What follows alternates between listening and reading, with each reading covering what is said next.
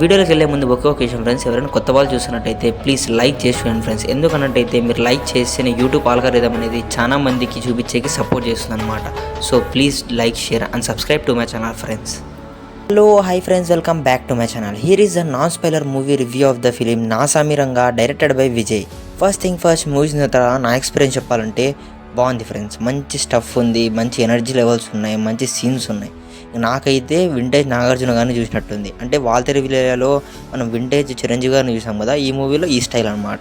నిజం చెప్తాను, బాగుంది మూవీ.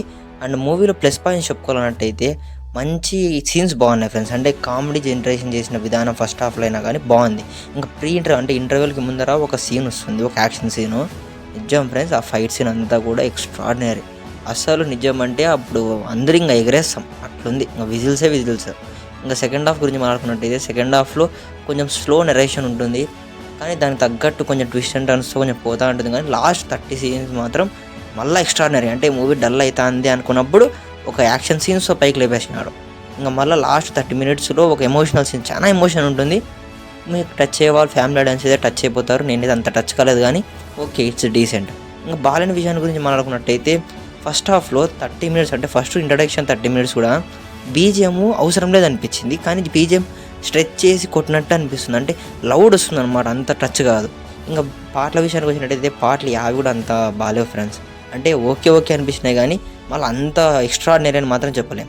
ఇంకా బీజిఎం అయితే ఈ ప్రీ ఇంటర్వెల్ కారణం ఫైట్ సీన్ చెప్పినాను కదా, అక్కడైతే బీజిఎం భారీ పడింది. ఇంకా సెకండ్ హాఫ్లో కూడా బీజిఎం బాగుంది, కొన్ని చోట్ల హైలైట్ చేసింది. అంటే ఎక్కువ మైనస్ పాయింట్ ఇంట్లో ఏమన్నట్టయితే లవ్ స్టోరీ. అంటే లవ్ స్టోరీ అవసరం లేదేమో, స్ట్రెచ్ చేసి పెట్టాలంటే 2-3 సీన్స్ కాడ ఓకే బాగుంది, కానీ మిగతా చోట్ల చాలా వరకు మనకి లవ్ స్టోరీ ట్రాక్ రన్ అవ్వడం వల్ల ఇది అవసరం లేదేమో, ఈ కాన్వర్జేషన్ అవసరమే లేదేమో. అంటే కాన్వర్జేషన్స్ ఎక్కువ ఉంటాయి, దాని మధ్యలో జరిగే సీన్స్ కాడ ఎక్కువ అయిపోతుంది.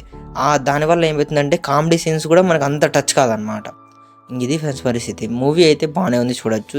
నేనైతే ఈ మూవీకి రేటింగ్ అయితే 3 ఇస్తాను ఫ్రెండ్స్ 5కి. ఇది ఫ్రెండ్స్ పరిస్థితి. మళ్ళీ కొత్త రివ్యూతో మళ్ళీ మీ అందరికి వస్తాను. అంతవరకు బాయ్ ఫ్రెండ్స్.